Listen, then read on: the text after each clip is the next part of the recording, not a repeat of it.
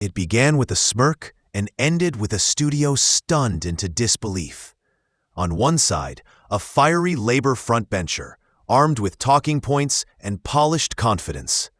On the other, a seasoned voice who refused to be silenced, blistering in tone and unflinching in attack. The spark? A single claim about Labour's so-called plan for the people. A claim so bold, it left even backbenchers shifting awkwardly in their seats. What followed was no ordinary exchange, but a full-blown collision, words clashing like steel. And when the final blow landed, the studio erupted. But here's the question. Who truly won? Watch the clip. Did you know over 95% of our viewers aren't subscribed? Subscribing is free and helps us create more great content. Hit subscribe now and join our community.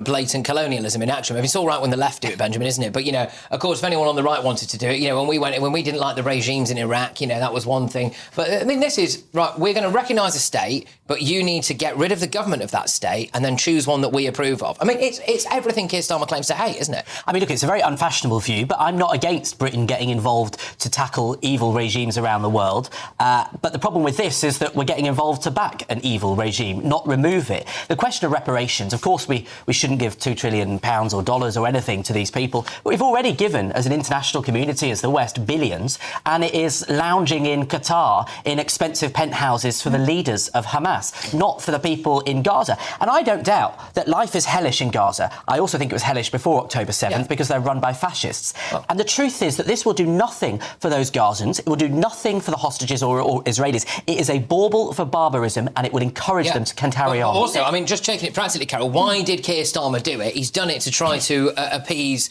the aspects of the Islamic community and aspects of the hard left. They hate Keir. They're not coming back. But what he doesn't realise, his job's finished and it's not going to save his job. But, you know, he said that Hamas would be excluded from the Palestine Authority, the new government. How can he make that happen? How can he guarantee that will happen? Who's going to exclude them? Who's going to keep them out? Nobody. He has recognised a corrupt country with no borders that hasn't had elections in 20 years. And why has he done that? He's done it to make himself look like the international statesman he believes he is, in order to save his job. And in doing so, he has endangered the peace process. So that's not me saying that. That's America, and that's Netanyahu saying it. Well, James, one of the criticisms that some people said unfairly, by the way, but was levelled at Sir Keir Starmer and indeed on our Attorney General Lord Hermer, was that in the past they'd, quote, been on the side of terrorists, whether it was being willing to represent, in the case of Keir Starmer, his butt to rear, in the case of our Attorney General, the bloke who masterminded 9/11, and some people with some pretty close ties to the IRA. Whereas now you see him really, essentially, rewarding another terrorist organisation. Yeah, is he on the side of terrorists? What's going on? Well, if he was, he wouldn't look any different from right now, right?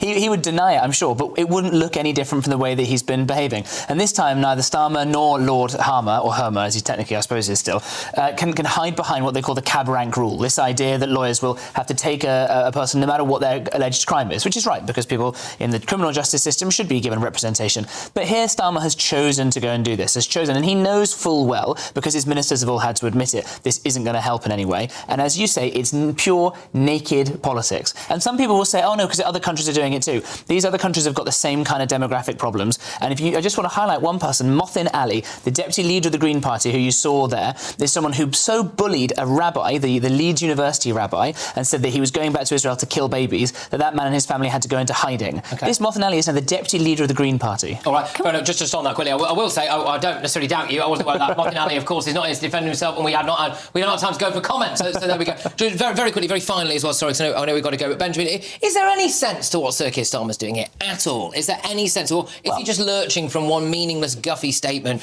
I mean, did he even read that speech? He didn't read the Island of Strangers speech. What public servant has put that in front of him? Well, generations of Labour and left-wing politicians have wanted to do this. So, you know, I think he'll think this is his place in history on the left, and it probably is. But the argument was that, you know, Netanyahu is not a particularly considerate person to the international community. There are illegal settlements in the West Bank that have been condemned by the UK and the US. So maybe if you do this, it will get Israel to change its attitude to that. Well, what has Netanyahu said today? He said they're going to have more settlements in the West Bank. We should also point out he's betrayed every Jew in this country. Do you remember how he was sucking up to the Jews when he wanted leadership of the party, begging them he was going to change the party, Jewish, and it's rampant anti-Semitism, and this is what he's done. He's betrayed them, and they will never forgive him for this. did Shana Tova. It's a Jewish New Year for Yeah, that. Jewish New Year they for had that, the yeah. gall to come out and celebrate, didn't they? Right, okay. Don't forget to like, comment, and subscribe to Next UK, your go-to for real stories and sharp analysis.